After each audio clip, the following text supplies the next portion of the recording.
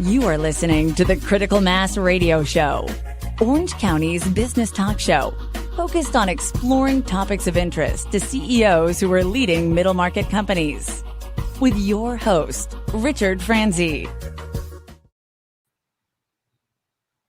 Hello and welcome to Orange County's longest running business talk show. I am your host, Rick Franzi. We have an exciting show planned for you today. Nema Daghbandan is our guest. He is the CEO of Lightning Docs. Nema, welcome to the show. Thank you, Rick. Thank you for having me. So let's start at the beginning. Can you explain your motivation or the story behind the starting of this business? Sure. So for those that are watching live, this is somewhere here. I can't tell what the reverse image is, but I'm wearing a shirt that says Geraci on it, and I'm a partner with a law firm called Geraci Law Firm. Our practice revolved around writing, or my practice specifically revolved around writing loan documents. And so, and not only loan documents, but writing them on a national basis. And so to do that, we needed to be able to consistently write them and do that through software. So we weren't committing malpractice, right? And it was really solving an internal law firm need. And from that, we ended up developing a really unique piece of software that can actually write loan documents all throughout the country. That is what Lightning Docs is. So we actually created a byproduct by accident. We licensed that byproduct to our clients now, and they can write loan documents without the use of our law firm. But that's the origin of what is Lightning Docs and how it got created. And how did you get selected, or did you volunteer for this role as CEO? So it's interesting because I was just an attorney, and still am, that was writing loan documents. But I also was always kind of the troubleshooter. Like I was the person that people would go to and like, hey, like my computer's not working, or and I'm like, have you tried resetting it? And so I was always kind of tech forward and an early adopter of technology.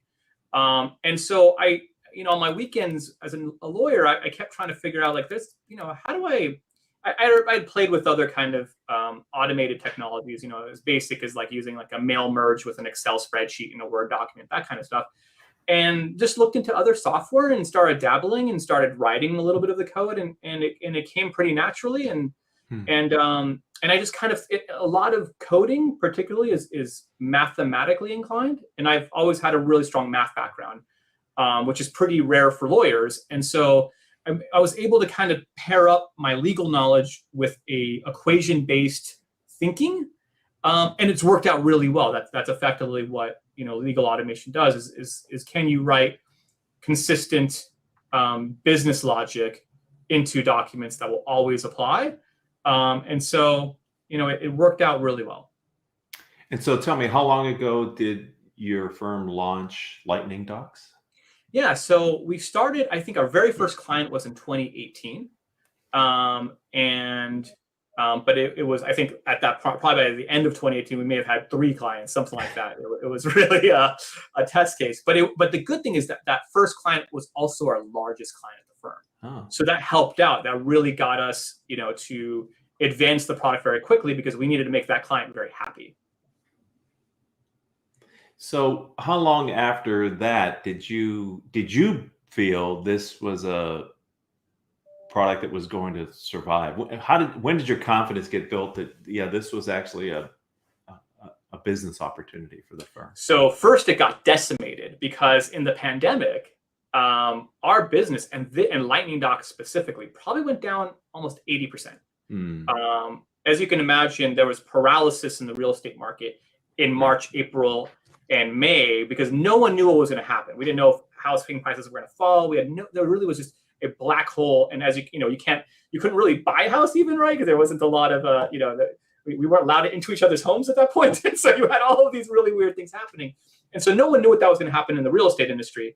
And so that just brought down volumes to almost nothing. But what happened from that point was that, as you can similarly, what's happened in real estate, right, in the past 2 years was massive home price appreciation, which has had trickle down effect for anyone involved in real estate. And I'm in real estate finance, which is no different. So we've been the beneficiary of a tidal wave for the past couple of years. And so, from that very, very bottom, we've experienced, hundreds of percent year growth and annualized basis. I think it was 300% in 2020 and then another 300% in 2021. So just massive growth upon growth each year. And now where we sit, there's diversification within the clients, right? So we're not as, I'm not worried about losing that one client anymore. We think we've found something that works, and there's a lot of clients on the system now, thankfully. So over those years, have you had any major or minor pivots in the business model? What have you learned as the CEO, and what have you done about it? Yeah, the interesting thing is I wear a lot of hats, and they change on the day that's in front of me, right? So I'm sometimes, the salesman, sometimes I'm the vendor manager, the document coder, customer support, right? It just depends on what the need is that day. And so those hats all require a progression of skill, right? And particularly when they come to the technology side of what we're doing. I know that APIs are important. I still don't know what the words API mean. So, there's a learning curve that's essential in all of this, and I try to be a student. How much time do you spend as the CEO of Lightning Docs versus being the attorney for the firm? It's a great question. I don't know, candidly. I think a lot of my role is project management, right? We're constantly developing in what we're doing. And so you need everyone united in that development. I think that's the most analogous hat is yes, CEO, I need to understand where this company is going to be in 5 years and understand and maintain the balance sheet and all of those sorts of things, right? All of that makes sense. But at the end of the day, it's really managing progress in the short term. And like I said, it's primarily wearing a project manager hat is I think where I find most of my time. So let's talk about Lightning Docs. Help our audience understand, Nema. Who do you serve? What problems are you solving? And why do the clients who have chosen you choose Lightning Docs over either another alternative or a competitor or something else? Right. Great question.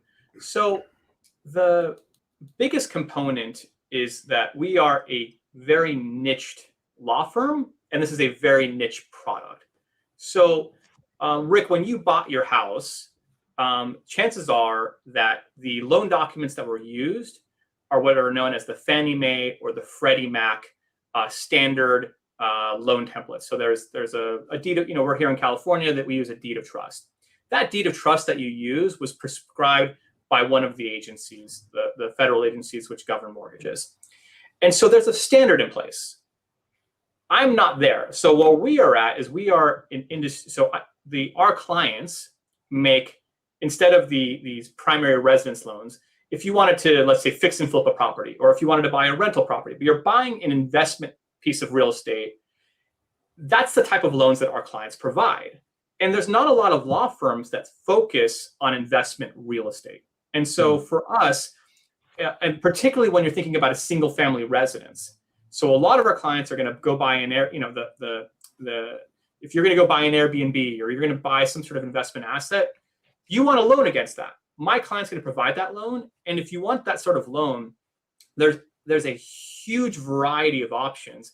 Many of them are not banks. And I think that's the interesting thing about this industry is it's usually what are known as these private lenders. Mm-hmm. And so we represent these private lenders, and that's our core niche. And we can do this on a national basis. And so it makes us the largest law firm that just fixates on this space. Mm-hmm. And so Lightning Docs as a system is really only designed for these investment purpose loans and can be used by anyone in the country to make a loan secured by property anywhere in the country. And so it's a very, very important product for that very, very small niche. So can I follow up? Please. So I better understand. So is Lightning Docs in lieu of hiring your law firm, an adjunct to it? Does it streamline some process? Explain to me how people would select using Lightning Docs. Yeah, if I can give a long-winded answer to this one. Please, so, give time. There's a book that I read about 4 or 5 years ago called Tomorrow's Lawyers.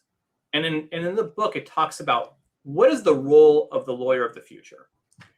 And there's basically three things left for lawyers from the book's perspective, which was strategy, tactics, and negotiation.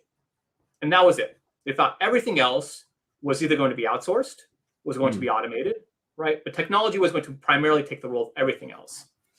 So when you think about a lawyer's role in writing loan documents, there's a multiple step process, right? You're reviewing the information the client provides to you and saying, Rick told me that the property address is 123 street address.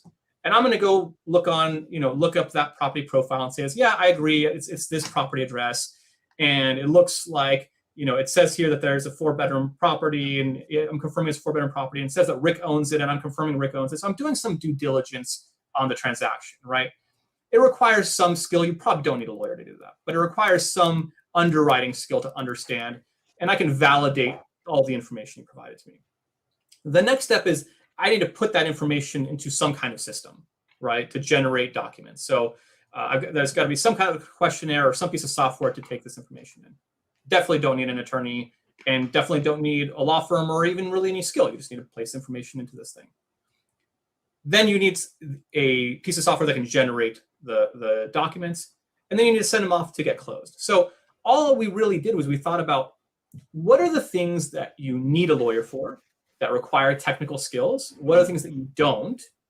And if we can take that piece out, instead of saying, here's a flat fee. So as a law firm, we'd probably charge anywhere between about $1,000 to $2,000 for loans. But if I can take a very small segment, do you just want the docs? That's all we're going to give you. There's no legal background that's going to occur, but you just need the documents. Can I give that to you? And can I take that portion of the legal services out and provide it to you? And the closest analogy that's probably tangible for people, it's a LegalZoom, but for loan documents, right? It's a DIY approach to a very legally intense process.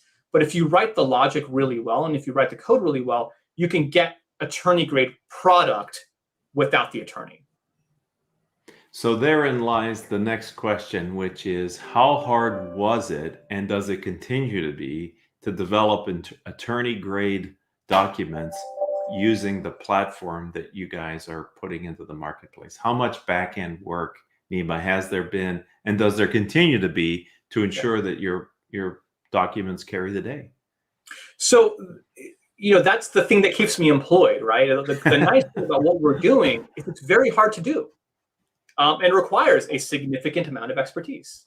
And so I'm not that worried about Rick coming into my business and trying to compete with me, because you need to understand 50 states worth of laws, and you need to have a background of real estate finance.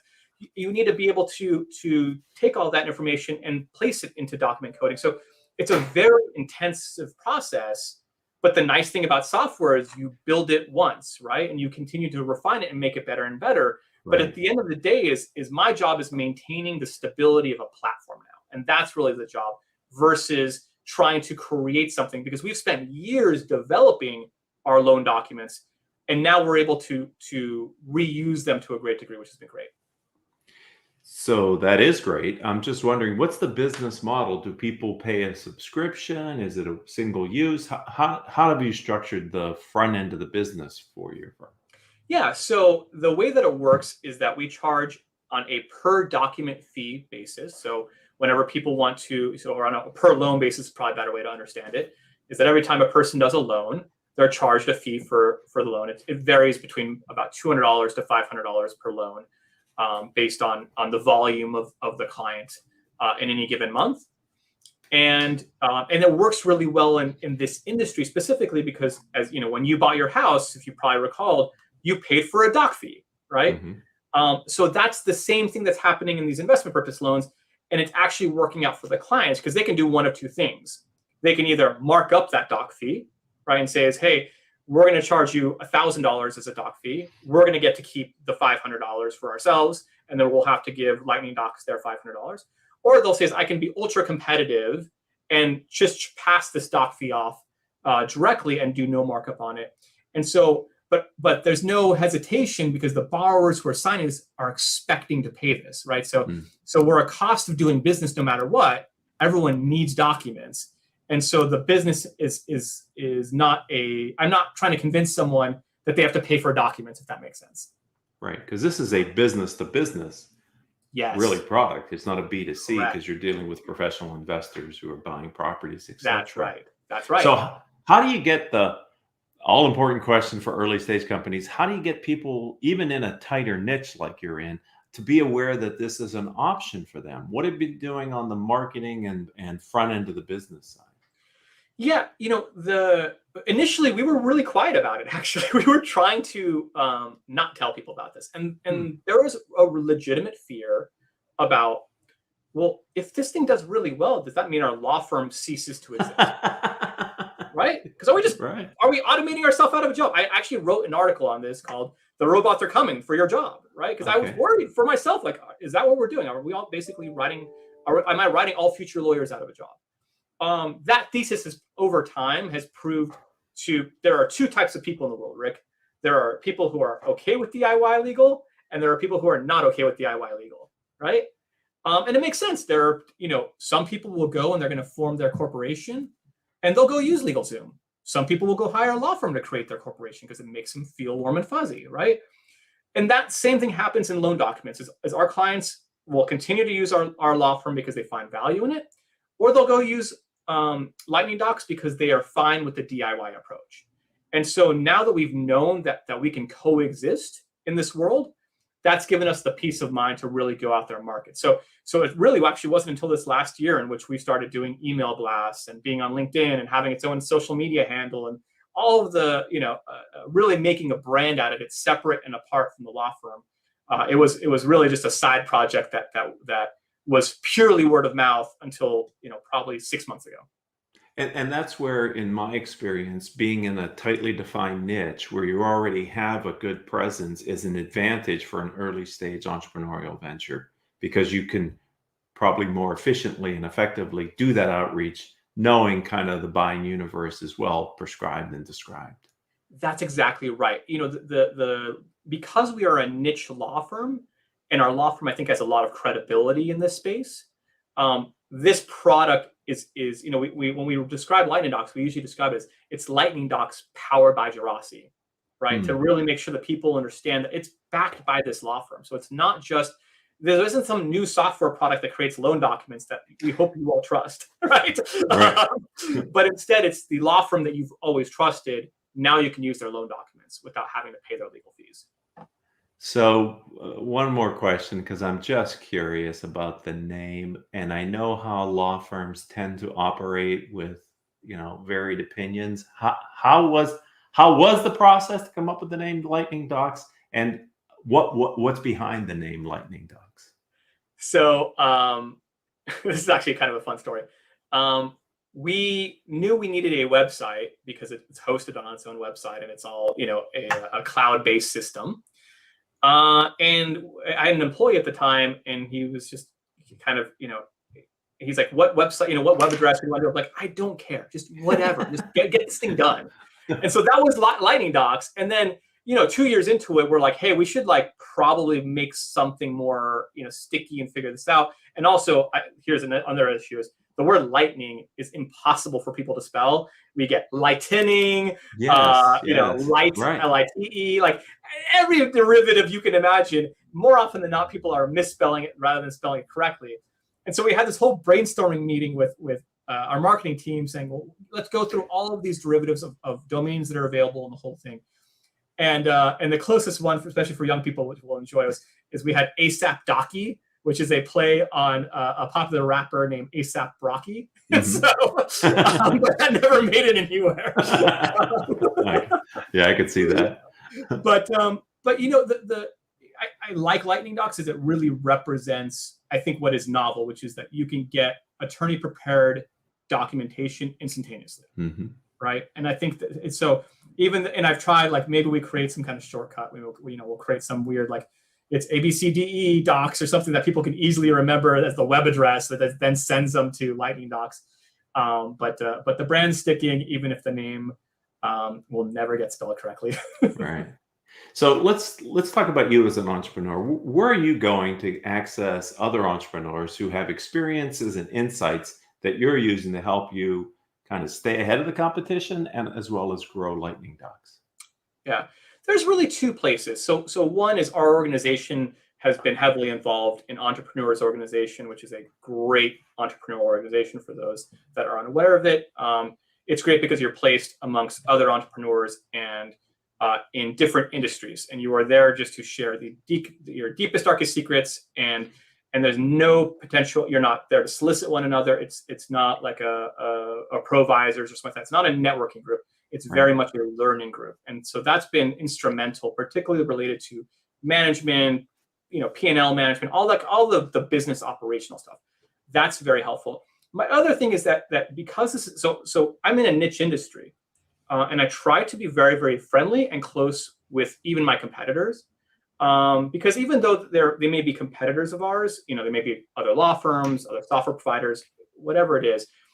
People tend to be niche themselves anyways. And so I don't find that we have a lot of very direct competition in terms of the areas in which we excel at. And vice versa, they excel in different areas. And so a lot of it's trying to maintain strong friendships with them and ask them those sorts of questions as well. I've learned a lot from my competitors and just the way that they think about some of the more challenging issues.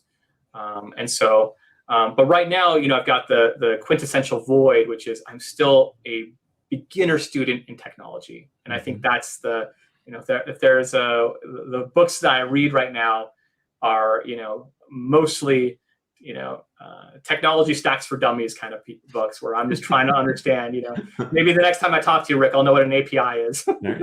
Well, you have time. So let's talk about the future then, Nema. Where do you see what's the vision that you have for Lightning Docs?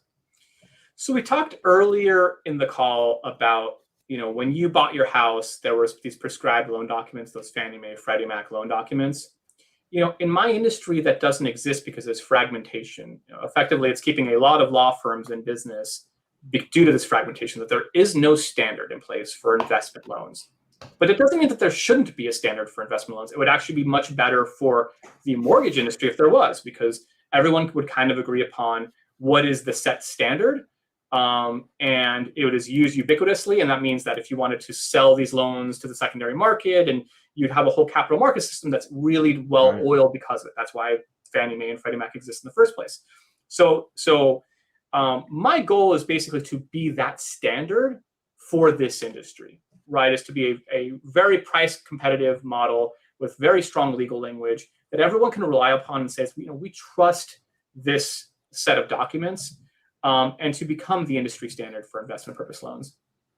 You've heard it here first, ladies and gentlemen, straight from the CEO's mouth. Well, we will have you back, Nema, when you've achieved such a amazing distinction. I'd like to ask you if someone would like to connect with you on LinkedIn or learn more about Lightning Docs, where do you direct them? I appreciate that. So Lightning Docs is a website, so lightningdocs.com. You may misspell it 2 to 3 times on your way there, but that we've got the website there. Geraci lawfirm.com, which is GERACI lawfirm.com, will also get you to Lightning Docs as well. You'll see my profile there on the firm's website. And then I'm also on LinkedIn a lot. I try to, particularly for anyone that's listening, particularly that's related to investment real estate, we do a lot of very, very good content related to investment real estate. So we'll talk about current rates and terms that you can expect, because unlike a conventional loan market, it's pretty opaque about what are the current offering rates if you wanted to fix and flip a property, or if you wanted to buy a rental property, what sort of financing can you expect?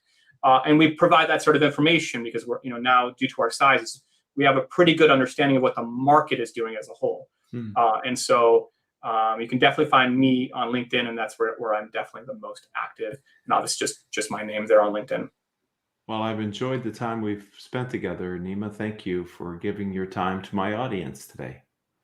Thank you, Rick. I really appreciate you and your time today as well. And I'd like to thank the audience. You've been a part of Orange County's longest running business talk show. Nema's episode was episode number 1,395 in our catalog. Wow. If you're an Orange County entrepreneur and you'd like to tell your story, then connect with me on LinkedIn. I'm Rick, R-A-C, Franzi, F-R-A-N-Z-I. That happens to be my website as well, rickfranzi.com. And until the next time we have a chance to be together, I hope all of your business decisions will move your company in a positive direction.